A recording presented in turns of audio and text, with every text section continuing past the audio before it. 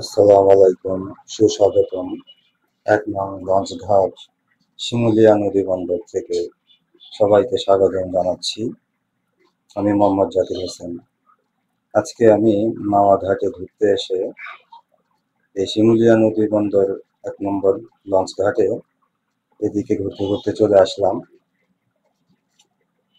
এসে যা দেখলাম, আসলে এখানে আগের মতো এখন আর লঞ্চ চলে না, যেহেতু পদ্মা সেতু হয়ে গেছে। পদ্মা সেতু হওয়ার পরে এখানে লঞ্চ এবং ফেরি দুটাই বন্ধ হয়ে গেছে। কিছু স্পিড বোট পড়ে আছে, চলাচল করে, আর কিছু অকেজো হয়ে আছে। যাতায়াতের এই রাস্তাটিও ভাঙাচোরা হয়ে পড়েছে। এখান থেকে আর এখন লঞ্চ চলে না। এই যে আমার পিছনে পলিটনটা দেখতে পাচ্ছেন,